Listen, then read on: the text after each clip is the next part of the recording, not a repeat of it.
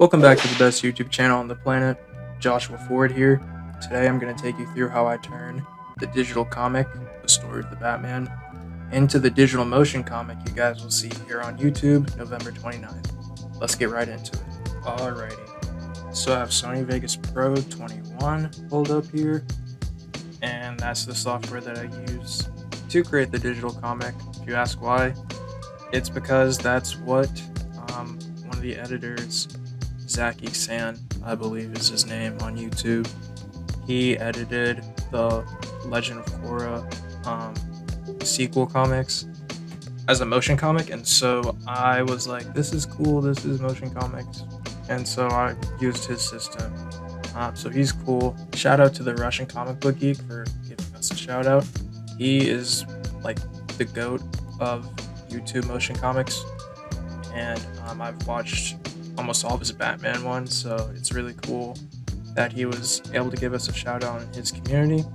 We're going to be editing page 98 of our comic here, and to give you guys a look at the script here, this is technically scene 35. We're inside Wayne Tower in Richard's room, and so there's only two characters on this page we'll be working with. Um, it'll be Bruce and Dick Grayson.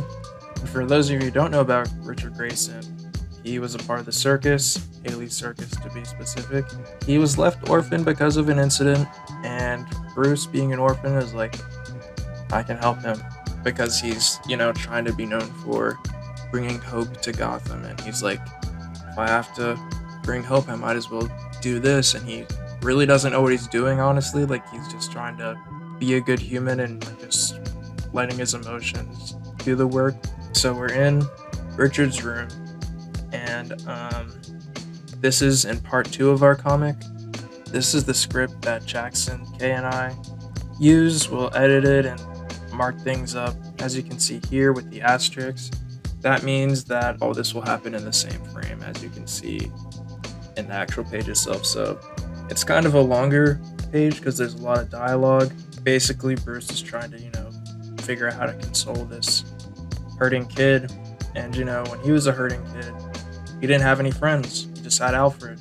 And Alfred just taught him how to fight and channel his feelings that way. And so he doesn't really know, how to kind of navigate this. So he's just kind of doing his best here. And he ends up spitting some bars, if I do say so myself. It's not like I wrote it or anything.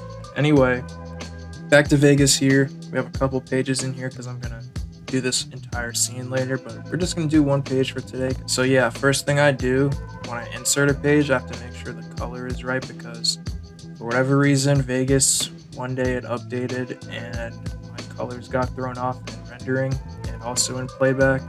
So like the colors that Kay had intended it to use don't show up here.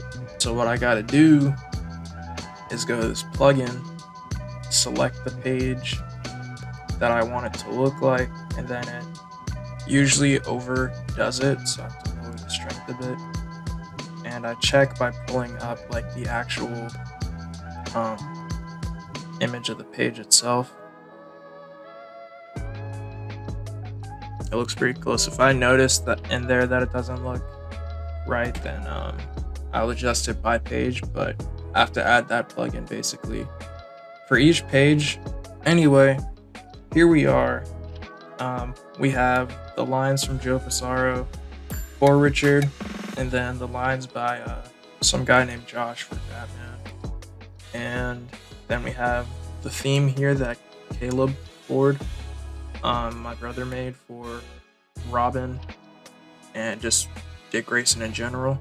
And there's a lot of parts to it, so I like mixing it into certain things. I might start the piece off with one part of this piece here. So this obviously is the music track timeline. I can put as many timelines as I want here, or tracks, I guess. So I'm just checking to make sure that it sounds good, Okay, that's the part I want. So I can zoom in a bit more here and just make sure I get when it starts.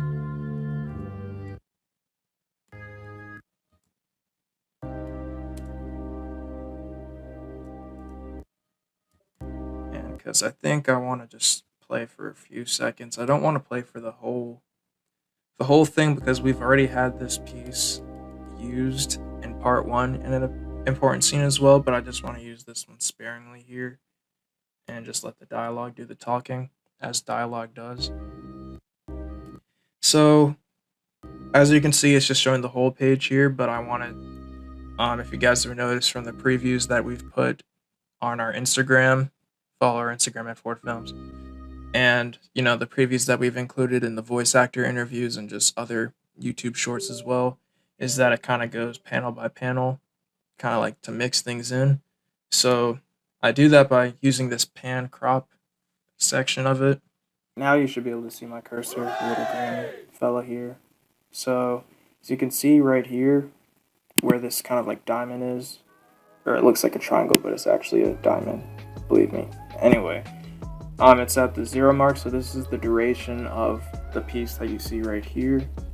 Typically they put it at 5 seconds, but I obviously can change it to whatever I want. So what I do, I make sure I'm at the start because I want to have this frame as our opening here. And typically I like to crop it inside of the white lines, unless I can't help it or unless I feel like it like frames it well. And obviously this is a picture frame, but like I said, I just like to crop inside unless I feel like it makes sense to do otherwise.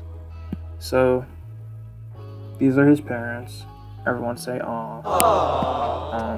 Or everyone say rip, I guess. I'm gonna start it right here, kind of let this frame freeze, and I'm going to add the text. So as you also may have noticed on our previews, we have text that signifies the setting, and so I have a preset here because I made it like obviously a long time ago in a galaxy far away. So this is Wayne Tower. So I have the text here, and it'll appear in this corner up here. So Wayne Tower. What do I have it as here? I just have Richard's room. Technically it's not his room, but it's like his room as of now because, he's not permanently staying with Bruce. It's mainly because, he got displaced when the accident happened at the circus, and he can't stay with the circus people because the police are afraid that the perpetrator may come back to try and stop Richard, because Richard kind of witnessed him beforehand kind of messing with things, but he couldn't do anything to stop it. So this is Wayne Tower. I guess I could say Richard's room. Oh, I have to put 2 spaces in between because the line spacing is weird. So let's see how that looks. That looks fine. So usually it'll just like play on and on and on. So what I gotta do is I have to go to switches. I have to do hold last frame so that it will just go through. And I also have to speed it up because it's very slow at this rate. So let's see how it's at 2. How many seconds do I want this to be? I don't want it to be too long. So how long I'm gonna see how long this text takes to roll all the way. Okay, it's actually about 5 seconds actually, so that's kind of... I'll have the text kind of fade as the picture starts to zoom. So how I'm going to do that is pull this bad boy this way, and you can kind of see by the blue bar that appears next to my cursor when I've hit like the end duration of another piece on one of the tracks. So I knew I put it at 6 seconds anyway, but so I want to go back to this events scroll. I want to go back to this events piece. I'm going to copy this first frame and I'm going to paste it right here at the end. I lied. Right here at 5 seconds.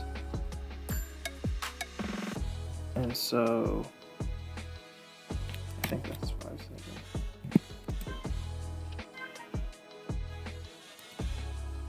and then I want it to kind of zoom out. I'm gonna pull this down so we can see Richard's thumb to see that, hey, someone's actually holding the picture. Okay, so had some audio difficulty, and I didn't realize it until it was too late, so I definitely didn't record for an hour with faulty audio. I did. So as you can see, I've completed the entire page here because, like I said, I was working with faulty audio and didn't know it. So it's fixed now.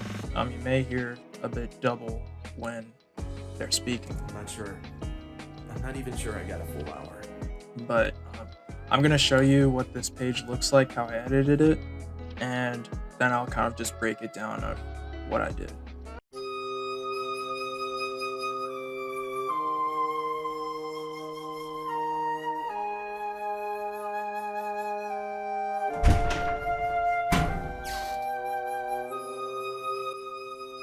Good morning to you too.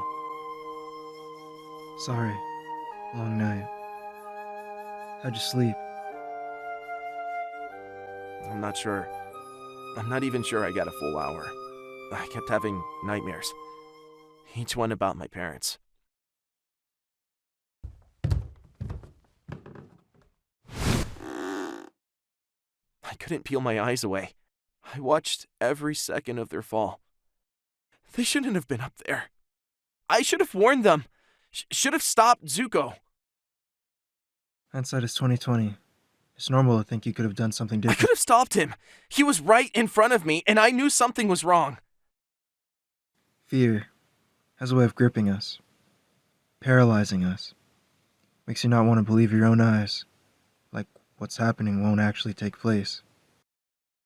So usually the first thing I do, I will click on the page in the timeline. I kind of work down, but when I'm putting it into the timeline, I'll make sure I, crop the frame that I want to use here. And in order to get that blend effect, I will put in the next one and kind of overlay where you see this like kind of wavy line is, how the two connect there. And that makes that fade effect. And you can add other transitions. I kept it fading for all of them basically because of scene in particular, but you can add different things by clicking on transitions here and insert other. And so with that, I can show you kind of what I do to make text appear, because as you see here, To you too. it goes from blank page to Good a morning. to a page with text, and How'd you sleep? the text just appears. So I'll show you how I do that, kind of break it down. And I'll do that with the new page actually, so you guys get to see a little bit more. So I'm going to throw in on page 99.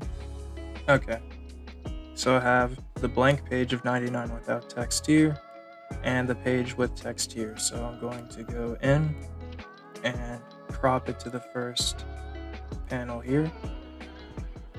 And so we have Bruce and Richard still sitting there, and Bruce is kind of giving him some words of wisdom. So to make those words of wisdom appear, I crop it at the same point as the other one.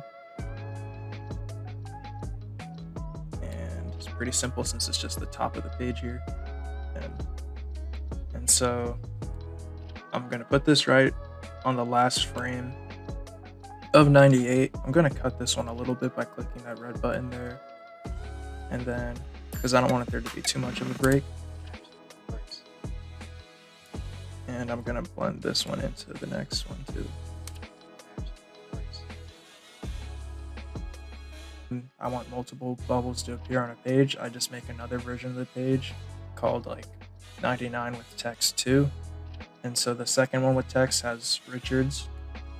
And so I'm going to place that in, put the color match on the page because, like I mentioned, the colors are kind of whack with Vegas, and I want to make sure Kae's colors are shown as they are. So I go to my preset that I made of 99 with text. And then I'm going to crop it to the same one.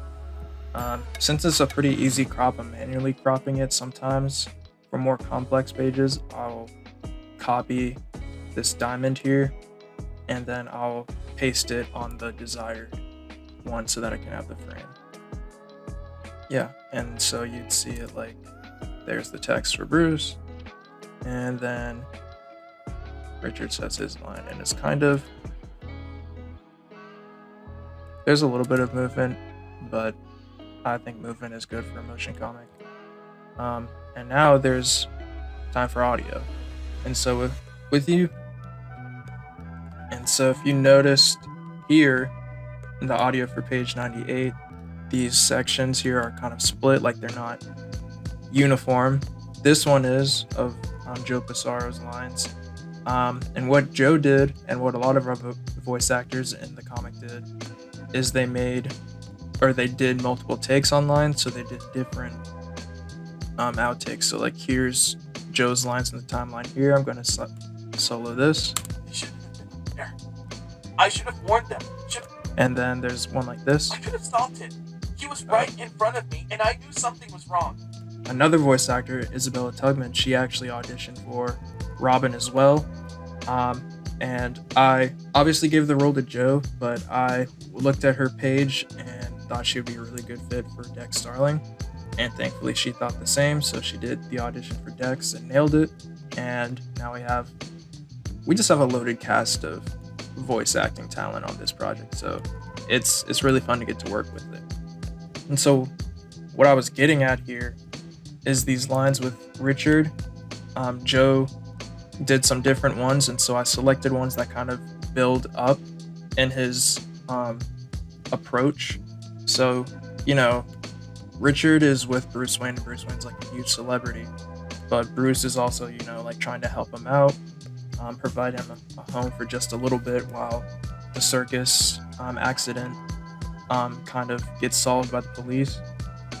And so while Bruce wants Richard to, kind of like open up and just say what's on his mind, Richard is kind of, trying to appear tough, but he ends up breaking as he, talks about the scene a bit more, which is why this first line is a bit like, his voice is a bit deeper. I couldn't peel my eyes away. Watched every second. And then it kind of increases. I should have warned them. Should have stopped Zuko. He feels like he could have prevented their death, so that's why he increases in his emotion. I should have warned them. Should have stopped Zuko. So obviously he's pretty upset, and so that's kind of how I handled Richard's lines here. Since he does like 3 takes per line typically, I can like mix them and make the emotion rise and fall. And so with Bruce,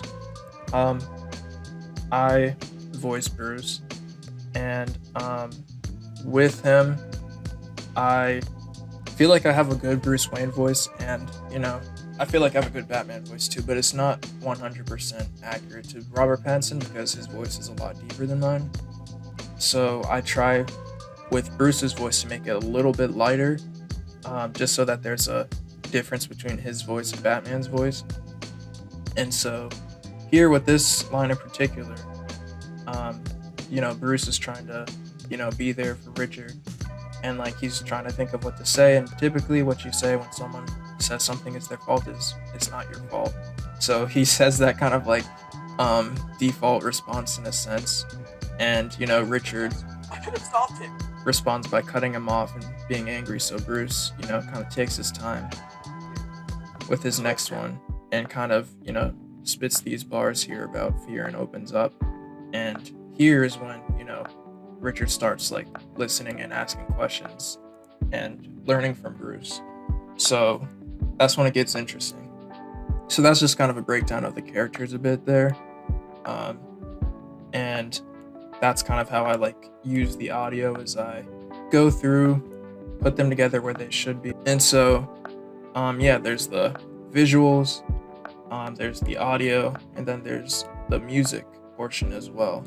And I started it off with the Robin theme here, but as I was like working on this, I thought actually it would be a lot more poetic even because in the Robin theme, there's a bit of like, it's here. Listen.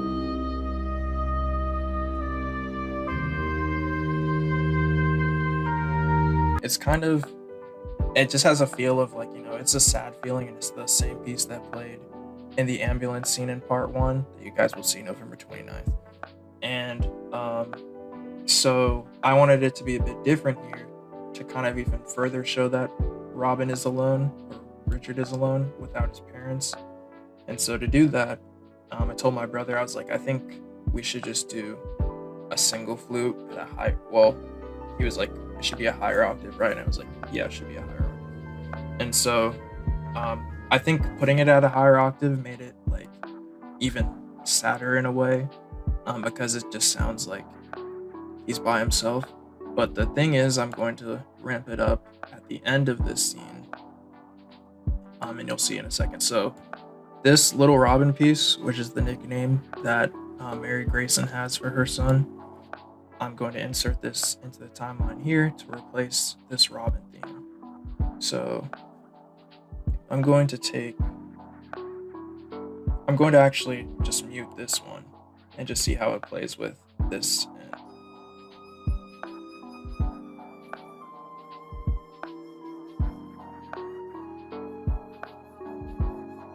And right off the bat, I know it can be a bit louder, so I'm going to the effects, and I'm going to add a volume effect. Oh wait, I lied.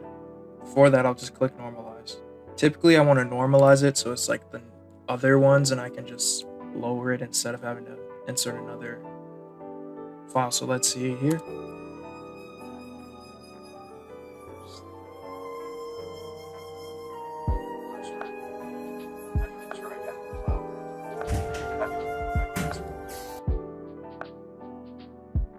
And then here, as you see on track 5, I split this one because I lowered the volume there.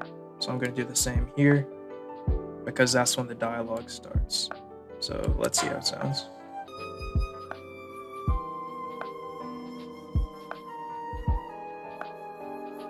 The Robin theme might have been the first one that we came up with.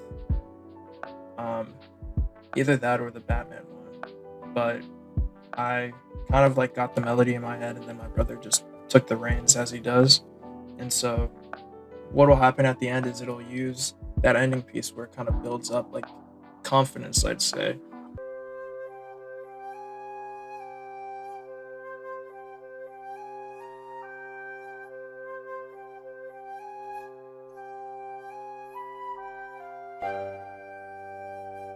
Because, basically the end of the scene is kind of like Bruce confiding in Richard and like, opening up about his experience, and Richard kind of like, feeling like he's not alone anymore, basically. So, and the thing about that is the Robin theme, a part of it is like kind of Batman's theme mixed in. And so this is kind of just like building up to that point as a little teaser until like, when he starts to be a crime fighting machine. So that's kind of what I do with the music there. So yeah, just wanted to pull the curtain back a bit on how this motion comic gets made. I might do another one of these with a more action-packed scene so you can see kind of that. But you guys will see the project very soon, almost 3 months away. So we're excited to get it to you, and we have a lot of fun things planned before it releases too. So make sure you're following the Instagram. Make sure you're subscribed here. Like the video if you like the video, and leave a comment on what you're excited to see in the project, what characters you're excited to see, or any questions that you have about this process. I might also do a video breaking down like the script, so we'll see about that. Thank you guys for watching, and have a good rest of your day.